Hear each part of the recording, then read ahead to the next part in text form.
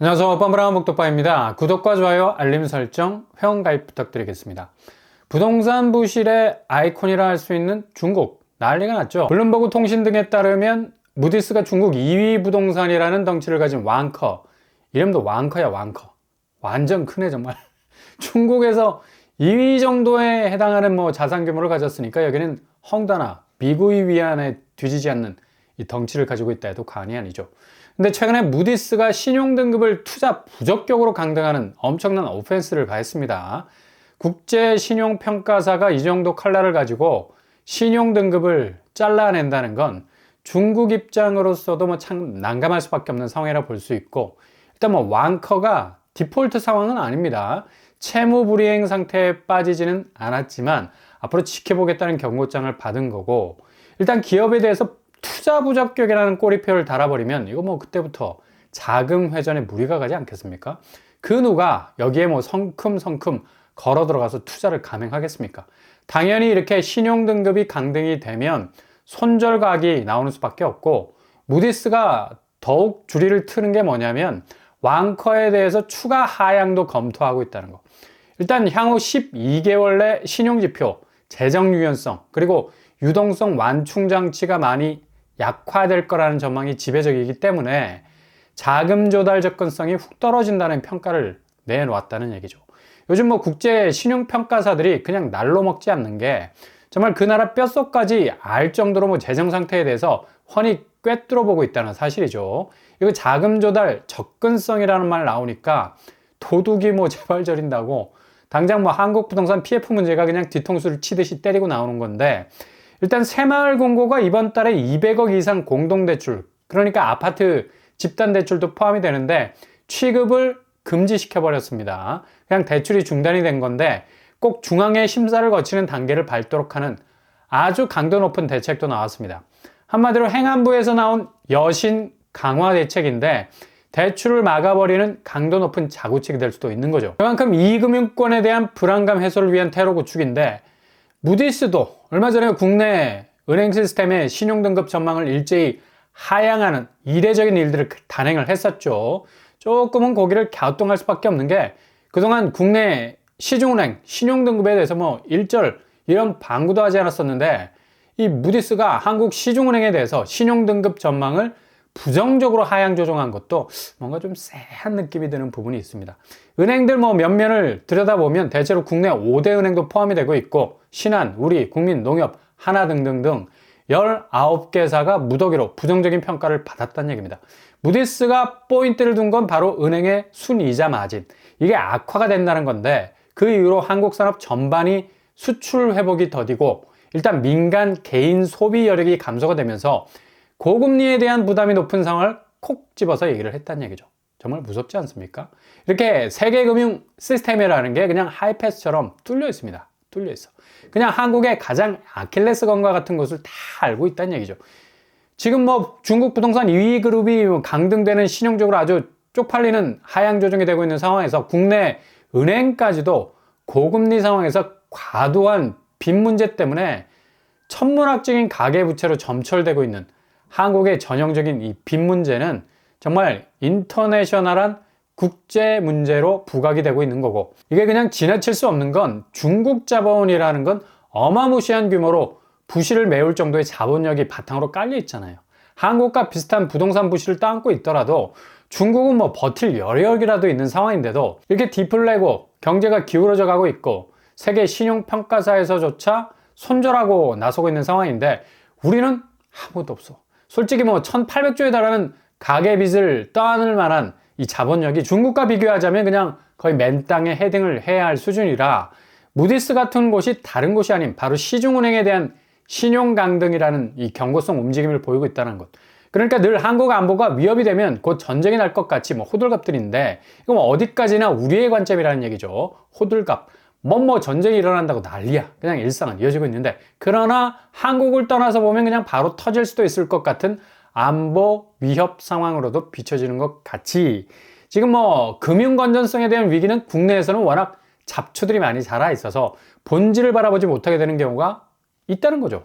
그러니 국제신용평가사의 신용 강등이 그리 크게 보이지 않을 수 있으나 어쨌든 이건 뭐 부동산 전체에 가장 큰 타격이 될 수 있는 PF 문제와 직렬 연결이 되어 있는 시중은행 건전성에 닿아 있는 일이라서 정말 자칫 아차하다 싶으면 그냥 꽝 하고 터질 수 있는 시한폭탄과 같은 위기감 충분히 느낄 수 있는 일이죠. 중국이 이렇게 쟁쟁한 헝다와 비구이 위안 청산으로 가는 과정 중에 있고, 이런 부동산 잔혹사는 현재 진행형이면서 동시에 그 상황은 계속되고 있다는 게 문제죠. 지금 한국 부동산 시장도 이런 과정 중에 있습니다.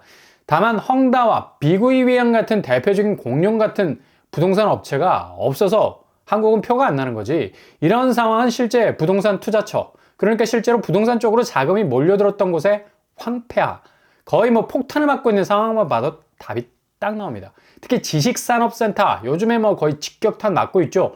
안정적인 임대 수익의 아이콘이라 할 수 있었는데 그냥 수익형 부동산의 찬바람, 된소리를 맞고 있는 상황입니다. 이게 부동산 시장 자체가 얼어붙기 시작하니까 당연히 나오는 현상이기도 한데, 너무 과하게 공급이 떴다. 그러니 뭐 과유불급, 모자람만 훨씬 못하는 과한 게 결국 이게 사단이 난 건데, 문재인 정부 시절에 규제를 피해서 부동산 유동자금이 수익형 부동산 쪽으로 엄청나게 유입이 됐었죠. 오피스텔, 생활형 숙박시설, 지식산업센터, 청약만 뭐 수만 명 몰렸었고, 수천만 원, 수억, 프리미엄 붙는 건 뭐 다반사. 그러나 이게 그냥 1차 부동산 하락장 오면서 그냥 꼬꾸라지기 시작을 한 건데, 지금은 뭐 스타벅스 빌딩이라고 불리는 것들 뭐, 그러니까 일단 스벅이 들어서면 상가 건물은 그냥 부가가치 자체가 자연스럽게 엘리베이터 올라가게 돼 있고, 이런 엘리베이터는 내려오는 버튼이 없었지. 죄다 뭐 상향으로 올라가는 버튼만 장착이 되어 있는 것처럼 일단 허름한 건물을 사도 어떤 가게를 입점시키느냐에 따라서 성패가 갈렸었는데, 그냥 스벅만 집어넣으면 천정부지로 건물 가격 올랐던 시대 그냥 가버렸다는 겁니다. 이제는 그냥 텅텅이라는 말이 어울릴 정도로 무서운 공실이 현실이 되어버린 건데, 이렇게 스벅 집어넣고 빌딩같이 올려서 차익을 구현한 사람들은 그냥 이미 다 빠진 거고, 이후에 진입한 사람들이 문제죠. 부자 되게 해드립니다. 엄청난 수익을 약속했던 건물들 하나 둘씩 낮아빠지기 시작을 한 거죠. 특히 세종을 가보면 입이 다물어지지 않아. 상가 공실률이 뭐 거의 세계 1위일 듯 합니다. 쫙 뭐 이쪽에서 저쪽까지 쭈루루 연속적인 공실이 마치 뭐 전염병 번지듯이 온 상가 전체로 확대가 되고 있는 건데, 보는 사람으로 하여금 섬뜩한 느낌이 들 정도.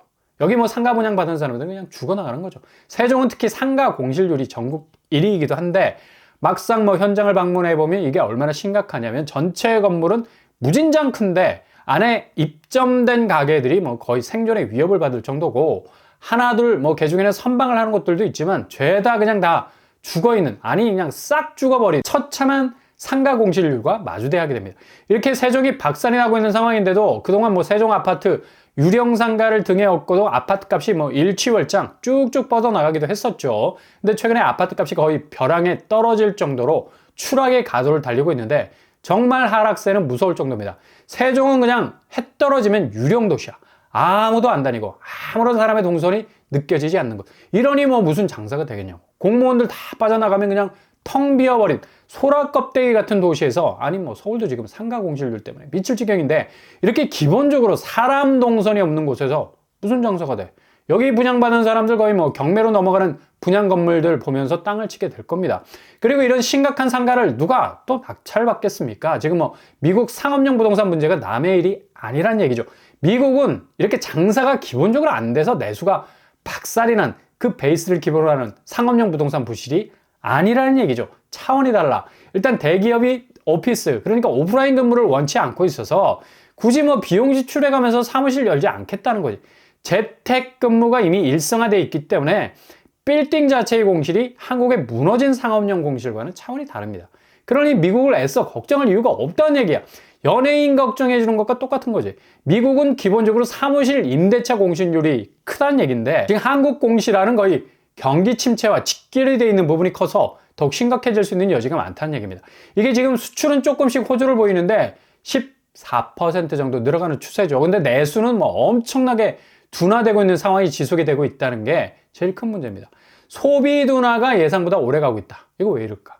당연히 실질소득 줄어서. 그러니까 실제로 내가 가용할 수 있는 가처분 소득이 손에 잡히질 않는다는 건데, 엇박자가 나가고 있는 수출과 내수는 결국 안에서 붕괴가 되기 시작을 하면 아무리 뭐 외연 확장을 해봐도 이게 좀처럼 경제 자체가 살아나는 효과가 없거든. 지표만 그럴싸하게 보이고, 그러니 뭐 이렇게 소비 둔화된 급격한 꺽쇠 현상, 바로 다름 아닌 부동산 때문이죠.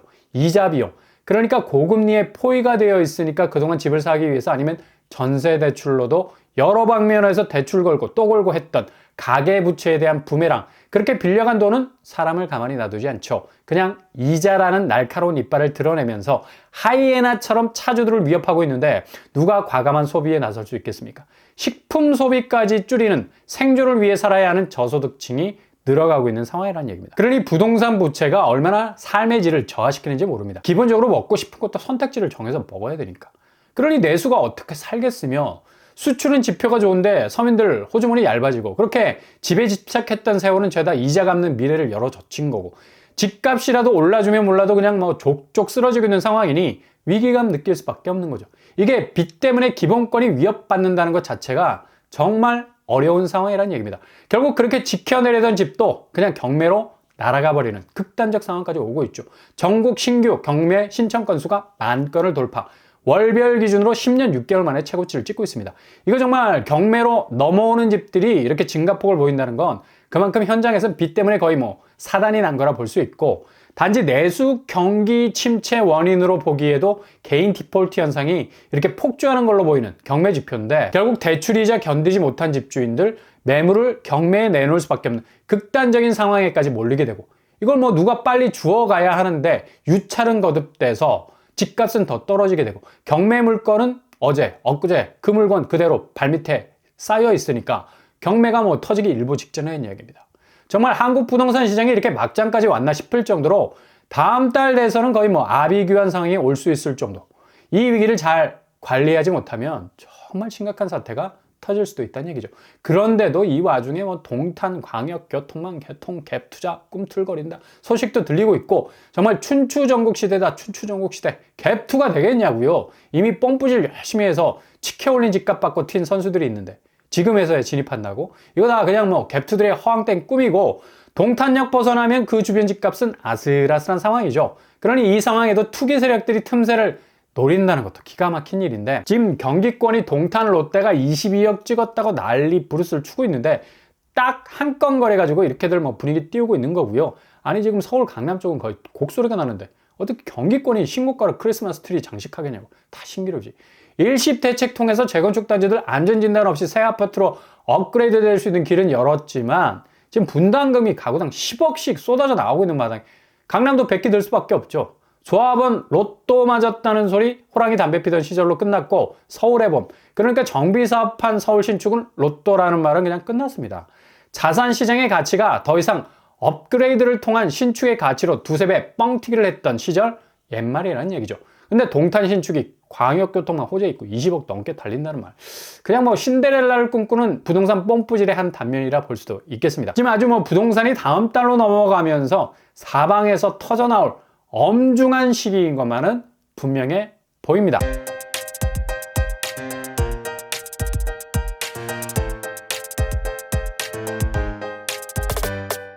오늘 부동산 캐리커처, 중국의 부동산 위기, 이거 뭐 한국 금융권이 이 위기와 맞닿아 있죠. 쌍으로 무디스한테 쳐맞았는데 결국 부채를 물고 있는 자산을 자산으로 보지 않는다는 얘기죠.